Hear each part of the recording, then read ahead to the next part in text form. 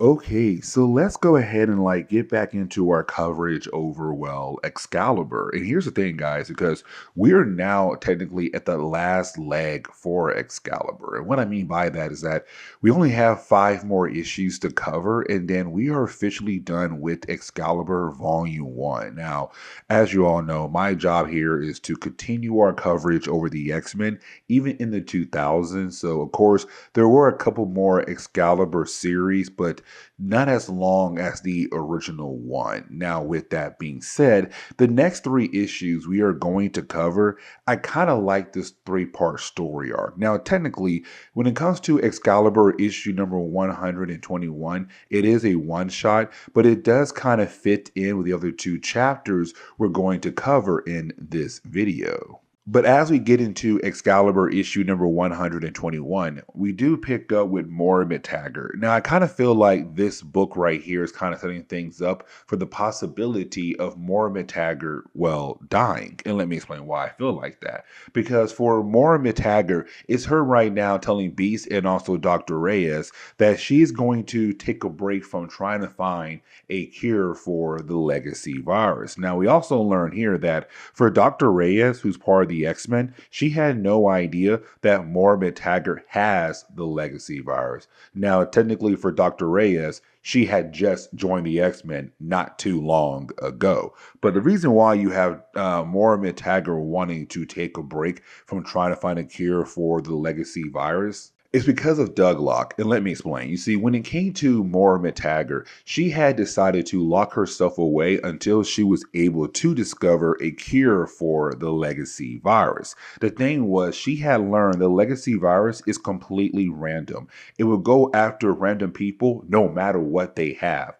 And so, with that being said, she locked herself away, and the protocol was to not allow the doors to reopen until she had discovered a cure. At the very last second, you had Wolfbane jump into the room with her to be with her mom for the last few days until possibly her mom could die by the hands of the legacy virus. Now, when it came to Douglock, because he loved Wolfbane so much, he worked so hard to get around the protocols to basically reopen the doors to allow Wolfbane a chance to get out of there. Now, once he did that, Wolfbane was very upset about the idea of him reopening the doors before Moira Taggart was able to discover the cure for the legacy virus. But now the doors being open, she's kind of like, you know what? Yeah, I should try to enjoy life and spend time with the people I love.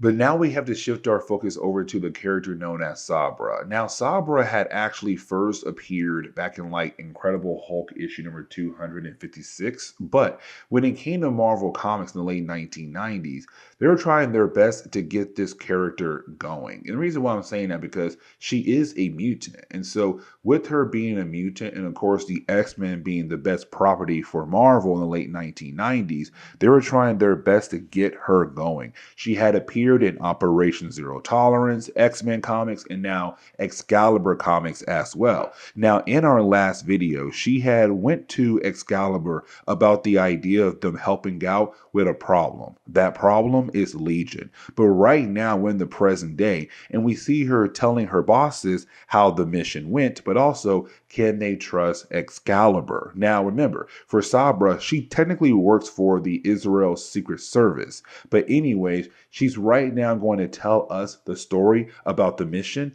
but also to her bosses as well. And I really do want to kind of focus on the meetup between Excalibur and Sabra because when you have Excalibur arrive, you have Nightcrawler usually being his jokester self. But the problem is when it comes to Sabra, she takes everything so seriously. And so she informs Nightcrawler that if he does try to surprise her again, she's going to kill him. We also learn here that for Sabra, being part of the Secret Service for Israel, that she had technically sat down and gathered information on each member of Excalibur. And when I tell you, each member of Excalibur is kind of like, man, forget her. I don't like her. Why in the world is she in my personal life? Like, guys, I'm telling the truth here. She brings up the idea of Kitty Pryde and Pete Wisdom being broken up. She even brings up Colossus' entire family being wiped out. Like, she is just bringing up everything. Everybody's like, what is wrong with you? We came here for a mission. We didn't come here to talk about our personal lives or who we lost or who we're no longer dating. Like, get your head in the game. Now, what we have to remember about Legion is that each personality in his mind, they have their own ability. So, like, for example, pyrokinetic, telepath, or telekinetic, but not the ability of a teleporter. And the reason why I'm saying that, because for Sabra, they're right now currently at the last time anybody had officially saw Legion. Because as we all know, the last time he had appeared was back in Legion Quest, where of course that led into Age of Apocalypse. And so right now for our heroes, they're being told by Sabra that apparently Legion has been popping up in multiple locations, but far apart from one another. And that's why I'm bringing the fact that Legion is not a teleporter, supposedly, because for Nightcrawler, it's not really possible for him to teleport to different locations because that's not one of his powers. But it's right now, Sabra saying there's a possibility that he has gained a fourth ability. Now, we do get a couple of pages I do want to focus on because you do have Kitty Pryde still expressing the fact that she's really upset that Sabra knows so much about her personal life.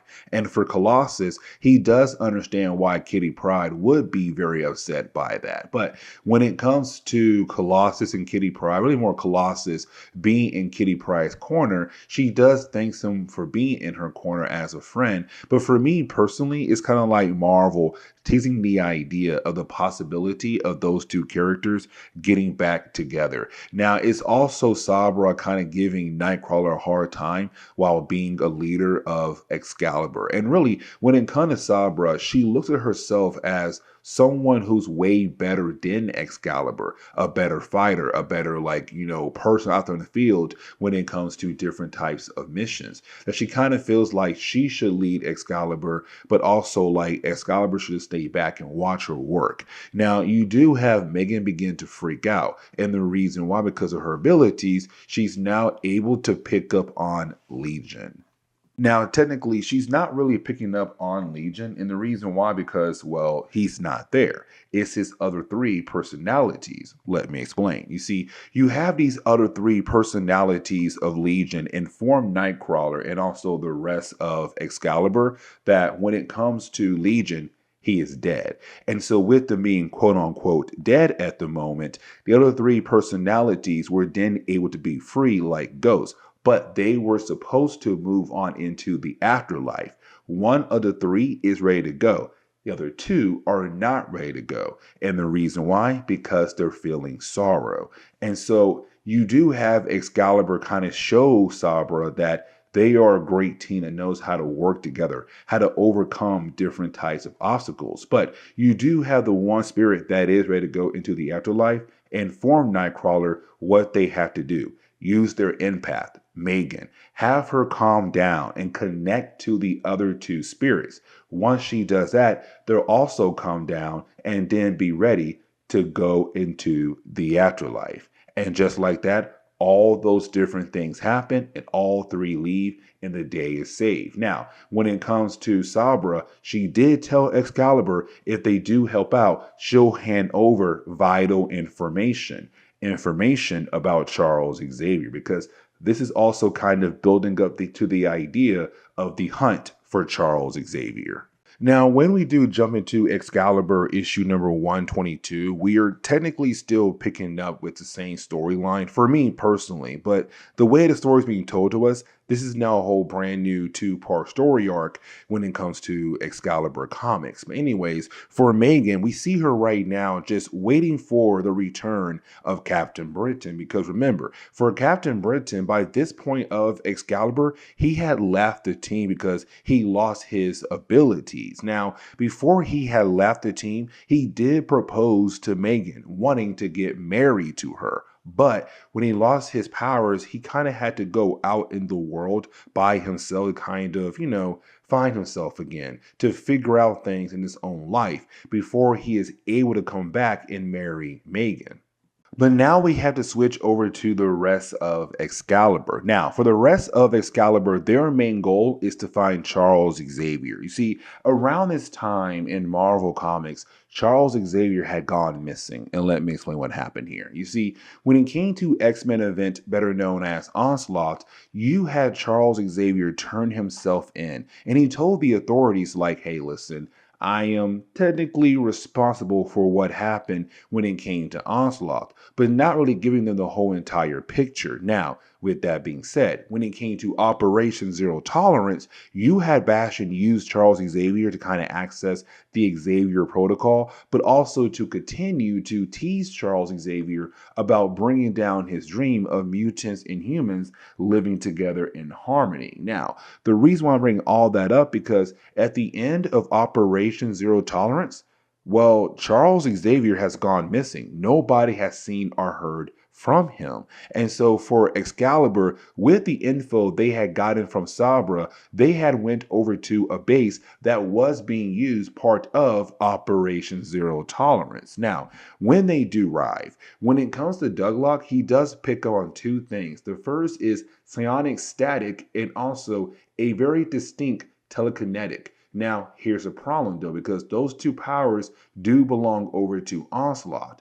And so for Nightcrawler, he's kind of hoping if they do get inside the actual base, they're not going to find Onslaught. They're going to find Charles Xavier instead. And so once you do have the different members of Excalibur being able to leave their aircraft and get over to the ground, well, for Colossus and Nightcrawler, they find some Prime Sentinels that have been killed off. And like a very brutal death, it seems like. Now remember, Prime Sentinels are humans who were turned into Sentinels by Bastion, meaning that they were given cybernetic body parts and used as a way to hunt down mutants. But when they arrive at this base, they find two dead bodies on the outside part of the base. So they're kind of wondering what had officially happened inside the building. Now, for the rest of Excalibur, they're kind of wanting to play this very safe, close to the vest. But for Nightcrawler, he wants to go ahead and rush in. And the reason why, because for Nightcrawler, he kind of feels like he is a bad leader, that he's not really able to lead Excalibur. But it's also the idea that he wants to find Charles Xavier, because for Charles Xavier, he's kind of like a father for most of the X-Men. But either way, you have Nightcrawler rush in, and you didn't have the rest of the team slowly take their time to get inside the actual building. Now, for Nightcrawler, as he does work his way through the base that belongs to the Operation Zero Tolerance organization, while trying to work through it, you didn't have the different members of Excalibur hear this voice in their head calling out for help. Help me. Help me. Now, as you have Nightcrawler go deeper and deeper, he does find more dead Prime Sentinels, except then once he walks into one certain hallway, he's now completely surrounded by the different members of the first class X-Men. So Iceman, Beast, Angel, Jean Grey, and also Cyclops. Now, in the middle of this, we do switch over to, well, Moira Tagger. And the reason why, because you have Moira Tagger wanting to have a conversation with, well, Wolfbane. And the reason why, because she wants to tell Wolfbane to forgive Douglock, because what he did was out of love. He was not trying to kill off Moira Tagger anyway. He was just trying to reopen the doors so that he would then be able to reconnect with Wolfbane and continue to grow their relationship. And so for Moira Tagger, it's her telling her daughter, like, forgive him. Like, he didn't do it on purpose. But also, even if we do find a cure for the legacy virus and I don't die, the thing is, death's still there for me down the road. And so you kind of have to just accept the fact that sooner or later, you're going to lose me. But at the same time, I want you to live your life to the fullest. You are a beautiful young woman, so why not go ahead and get out there in the world and enjoy it?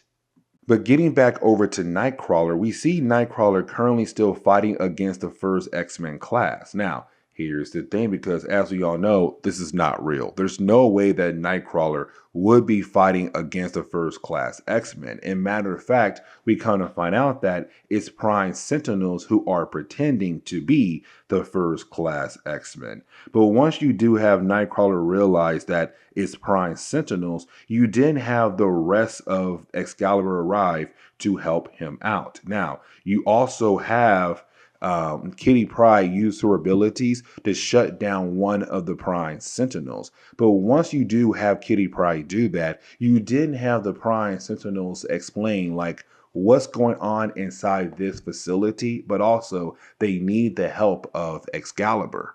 This is where we learn that technically what's going on at the moment is that you have the Prime Sentinels tell us that after Operation Zero Tolerance had happened, that you had most of the Prime Sentinels relocated to this location to hide from the United Nations. But also all the different mutants that they were able to capture were also transported over to this location as well. Now, most of the mutants, because they were badly beaten by other Prime Sentinels, they didn't have the energy to rebel against the Prime Sentinels, except for one.